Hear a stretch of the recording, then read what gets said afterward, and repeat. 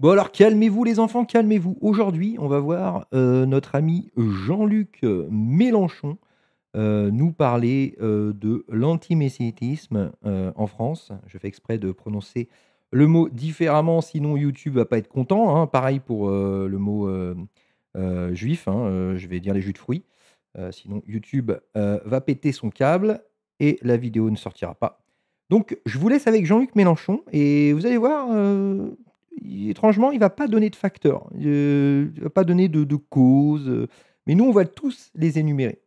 Allez, je vous laisse avec Jean-Luc et on se retrouve juste après. Nous sommes malheureusement dans un pays où l'antisémitisme a été encouragé par l'assimilation qui a été faite entre la critique de M. Netanyahou et tous ceux qui le critiquaient ont été traités d'antisémites. Le pape, le secrétaire général de l'ONU et même le président Macron, qui en quelque sorte a été l'arroseur arrosé de cette histoire. Oui, il y a une montée de l'antisémitisme dans notre pays après 20 mois pendant lesquels on nous a seriné sur tous les tons que critiquer Netanyahou, c'était être antisémite. Donc attendez, non, c'est important ce que vous dites, Jean-Luc Mélenchon. Vous dites que l'explosion des actes antisémites, elle est due à ceux qui ont fait l'assimilation entre la politique du gouvernement israélien et les Français de confession juive.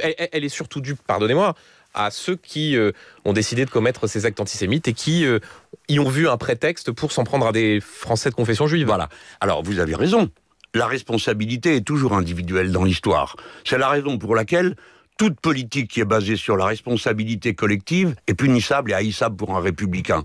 Donc, quand on décide qu'au nom du fait qu'il y a un problème avec le Hamas, on tue tous les Palestiniens, nous sommes typiquement dans le cas de la responsabilité collective et il faut condamner ces politiques. Donc, oui, c'est vrai, les actes antisémites sont la responsabilité individuelle des gens. Et je le redis, tous les criminels seront punis, quel que soit leur crime dans ce pays et quel que soit le gouvernement. Mais les conditions ont été réunies pour une explosion de toutes les rages. Voyez le nombre de crimes islamophobes qui ont été commis dans la période récente. Donc, 145 entre janvier et mai 2005 et 2025 contre 504 actes antisémites. C'est fou, hein, juste une petite, info, le cette capacité qu'il a, ça parle de l'antisémitisme et hop, islamophobie. Attention, attention, non et regardez là-bas. Antisémites sur la même période. C'est les chiffres du ministre de l'Intérieur. là, vous avez les... Voilà, donc là, il vient de dire, en gros, il y a 5 fois plus d'actes antisémites, que d'actes islamophobes.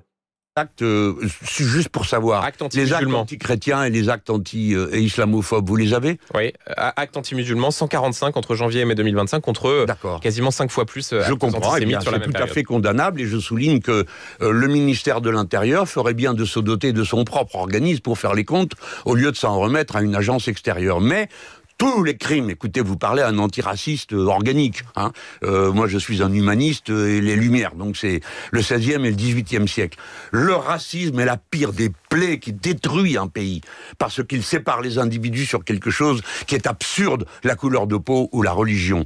Le judaïsme a été combattu dans ce pays par l'ancien régime qui a expulsé 11 fois les juifs. Les meurtres de masse, dont la rafle du Veldiv, qui est la honte de la police de Vichy, sont là pour nous rappeler le prix de toutes ces choses. Et de même, l'islamophobie. Si l'on tue des gens qui prient ou des lieux de prière, on oublie que la liberté de conscience, qui est fondamentale, repose sur la liberté du culte. Ça suffit, les assassins et les criminels. Vous serez pourchassés et il n'y aura pas de division entre ceux qui dirigent ce pays sur ce sujet. Nous sommes... Voilà.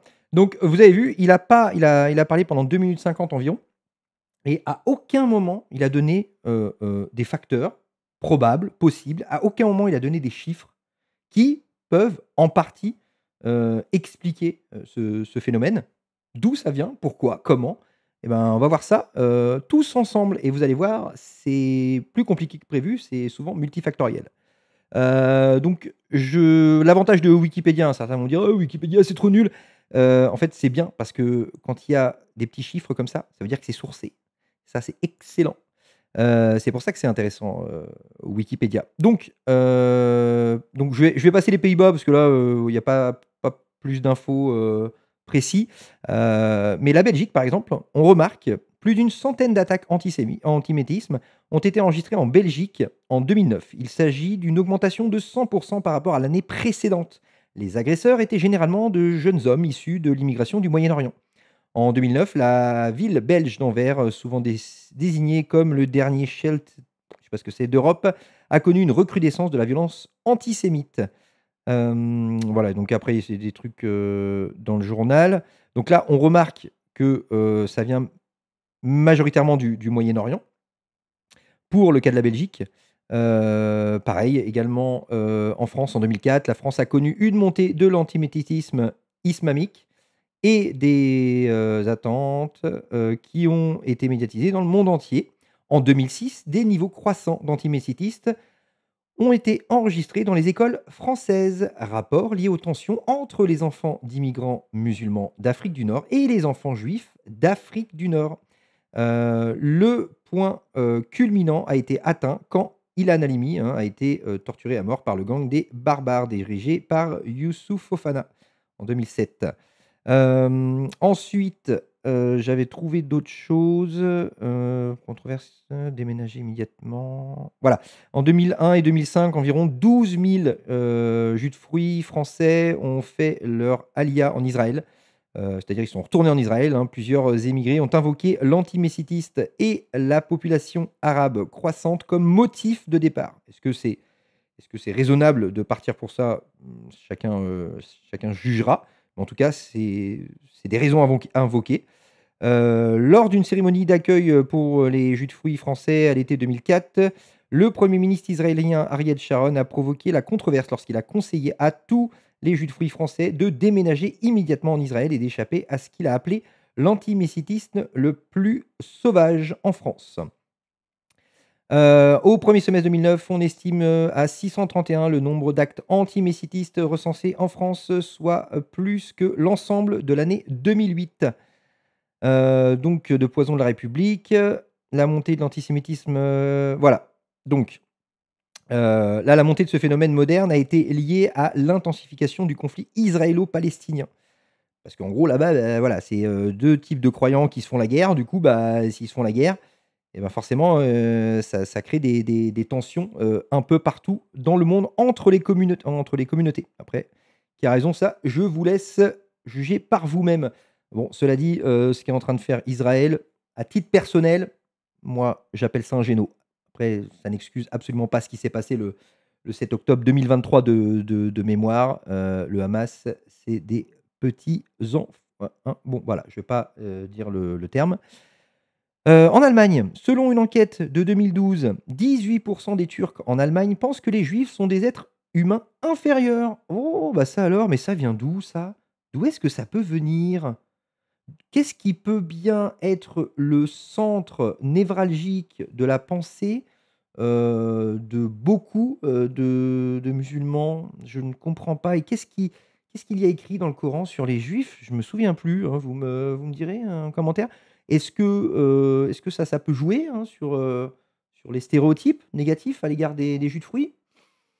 Peut-être. Après, voilà, les gens ils disent: «Un livre, quand c'est écrit par un dieu, il y a des contextes, voilà, ça n'a aucune influence sur le comportement, des humains, tout ça, non, non, non. Par contre, si c'est écrit par un humain, un petit moustachu par exemple, là, s'il y a des gens, qui se basent sur ce livre, là, c'est très grave et à raison et à raison.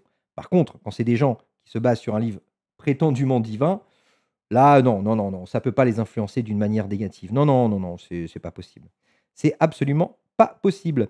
Une étude similaire a révélé que la plupart des jeunes musulmans nés en Allemagne et des enfants d'immigrants ont des opinions antisémites. Dans les statistiques de la police, plus de 90% des incidents sont répertoriés comme extrémisme de droite. Mais les responsables gouvernementaux et les dirigeants jus de fruits doutent de ce chiffre, car les cas avec des auteurs inconnus et certains types d'attaques sont automatiquement classés comme extrême droite. Une étude de 2017 sur les perspectives jus de fruits de l'antisémitisme en Allemagne a révélé que des individus et des groupes appartenant à l'extrême droite et à l'extrême gauche, on va y venir après, vous allez voir, c'est rigolo, étaient également représentés comme auteurs de harcèlement et d'agressions antisémites. Voilà, tandis qu'un grand nombre d'attaques ont été commises par des musulmans assaillants. L'étude a également révélé que 70% des participants craignaient une augmentation de l'antisémitisme en raison de l'immigration et en raison des opinions antisémites des réfugiés. Effectivement, quand tu ramènes dans un endroit donné une population, quelle qu'elle soit, qui vit dans un environnement où et je ne vais même pas parler d'islam, qui vit dans un environnement où détester une autre communauté, c'est un petit peu c'est un petit peu la norme, voilà, voilà, ou frapper sa femme et ça, c'est pas propre à l'islam, hein, c'est propre à toutes les religions. Il y a même des cultures, s bah, sans religion, je sais pas, mais en tout cas des cultures qui n'ont rien à voir avec une des 3 religions monothéistes, dans lequel, bah, frapper sa femme, ouais, c'est OK, il y a pas de souci mon gars. Bah, si tu ramènes ce type de personne dans un dans un autre environnement, et ben, il y a aucune raison pour qu'ils se comportent différemment, puisqu'ils ils ont baigné pendant toute leur vie dans ce dogme, cette culture qui leur dit: «Bah, le consentement, ouais, moi, je sais pas trop, on verra». La femme, bah, la femme, c'est la cuisine. D'ailleurs, il me semble que c'était un catholique qui disait cette phrase dans dans une église. «Place de la femme, c'est la cuisine». Voilà, en Suède, hein, une étude gouvernementale, en 2006 a estimé que 5 de la population adulte totale et 39 des musulmans adultes ont des opinions antisémites systématiques. L'ancien Premier ministre a qualifié ces résultats de surprenants et terrifiants. Voilà, après il y a plein d'autres infos, d'autres chiffres super intéressantes. Alors, bien entendu, ces chiffres-là, concernant très souvent, l'immigration marocaine, algérienne, turque, dans ces pays-là, ça ne veut pas dire que tous les musulmans sont antisémites. C'est pas ça que ça veut dire. Ça veut dire que manifestement, il y a un facteur commun qui semble être la culture et ou la religion qui engendre, ce type de comportement. Voilà, par exemple, aux États-Unis, non, c'est en Corse, je crois. En Corse, il a été révélé que, ils ont une tendance à être un peu plus violents que la moyenne. Je ne sais plus dans quelle proportion, mais c'est dû à leur culture parce qu'il y a une forte culture, de la vengeance, on ne se laisse pas marcher dessus, l'honneur de la famille, tout ça, les Corses, voilà, j'étais tombé sur un article là-dessus intéressant. Mais ce que je veux dire, c'est que, là, je parle de l'islam, je parle de la culture, mais c'est pas propre, aux musulmans, hein. C'est nous aussi, on est imprégnés d'une certaine culture et voilà. À titre personnel, moi, je suis imprégné, j'ai été pendant longtemps imprégné, d'une culture française des années 80-90 en campagne. Donc ceux qui ont vécu en campagne dans ces années-là, je vous le dis, c'est un autre monde. C'est un autre monde. Je veux dire, on n'est pas exempt de tout reproche. Voilà, c'est pas grave, hein, voilà. Donc après, je suis tombé sur un petit article, donc pour, expliquer l'évolution de l'antisémitisme en France. Et ben, il y a une étude, donc sortie par, France Info, je crois de mémoire, Radio France, pardon. Donc 4 facteurs principaux. Le premier est lié aux jeunes générations, alors, qu'il y a déjà 6 de Français qui disent éprouver de l'antipathie pour les jus de fruits. Le chiffre est de 10 chez les moins de 35 ans. Bon, c'est quand même énorme, hein, et forcément, quand tu es jeune, tu as plus de risques de tomber dans des stéréotypes, négatifs, et de dire de la merde, forcément. De même, 11 des personnes interrogées considèrent que les Français, jus de fruits sont responsables des politiques menées par Israël. C'est, 2 fois plus, chez les moins de, 35 ans, 21. Le deuxième facteur est lié à, roulement de tambour, l'islam. Eh oui, eh oui, oui, oui, oui, ça faut pas le négliger, hein, Mélenchon. Eh oui, mon petit Jean-Luc, ça faut pas le négliger. Eh oui, l'islam, c'est pas un truc, comme ça qui flotte dans l'air et qui a aucune influence sur les gens. Ça, c'est pas possible. Mais je sais que, la LFI, ils peuvent pas parler de ça parce que ça leur ferait perdre, forcément une grosse part, de leur électorat. Donc 19 des Français musulmans disent éprouver de l'antipathie pardon, pour les jus de fruits, soit 3 fois plus que la moyenne nationale. Les Français jus de fruits sont jugés responsables des politiques menées par Israël par 34 des Français musulmans, 46 des pratiquants réguliers et 57 des musulmans qui vont à la mosquée plusieurs fois par semaine. Donc plusieurs fois par semaine, c'est pas non plus un truc de fou, hein, voilà, tu vas 2 fois par semaine, voilà. Le troisième facteur, c'est la politique, hein, plus précisément l'instrumentalisation par la LFI du conflit israélo-palestinien. Effectivement, c'est un conflit qui oppose 2 communautés, les juifs et les musulmans, comme je disais au début. Vu que c'est un conflit, qui touche, bah, une grande partie du monde, certainement à cause des médias, tout ça. en partie. Du coup, tout le monde est énervé. Voilà, il faut prendre position. Israël, c'est le mal. En tout cas, comme je vous l'ai dit au début, moi, ma position est plutôt claire sur le sujet. Le Hamas, c'est des petites merdes. Et Israël, à mon avis, on est sur un petit géno. Mais ça, c'est l'histoire qui nous le confirmera. Le geste de taguer une synagogue ou un commerce jus de fruits pour manifester son opposition à Israël, expression évidente de l'antisémitisme, est jugé acceptable ou compréhensible par 9% des Français, ce qui est déjà beaucoup, mais par 18% des proches de LFI et 8% des proches du RN. Et oui, oui, c'est pour ça que en fait, Jean-Luc Mélenchon, il ose pas, voilà, il a parlé pendant 2 minutes 50, presque 3 minutes pour, dire en gros, l'antisémitisme, c'est mal, l'islamophobie, c'est mal. Ouais, OK, 2 plus 2 ça fait 4, merci Jean-Luc. Voilà, donc on voit, ici, là, notre étude montre ainsi la différence entre un antisémitisme de préjugés plus répandu à droite et un antisémitisme d'agression beaucoup plus présent chez les proches de LFI. Également, enfin, le dernier facteur est le média YouTube. Le niveau de l'antisémitisme dans ce public est le double de la moyenne nationale. Ah ouais. Wouah, ça ah ouais, moi je suis un viewer, ça veut dire que s'il y a 2 personnes dans cette pièce, il y en a une ou 2 qui est antisémite. Heureusement que je suis tout seul. La France est-elle oui, bon, bah, voilà, après c'est le reste de l'article. Et bien voilà, c'est terminé pour aujourd'hui. Notre Jean-Luc a parlé pendant 2 minutes 50 pour ne dire que des évidences, ne donner aucun chiffre, aucun facteur probable, rien du tout. Que, des blablas de politiciens, pour ne surtout froisser personne et encore moins son électorat. Et toi, mon petit bonhomme, tu en penses quoi finalement de tout ça? Parce que moi je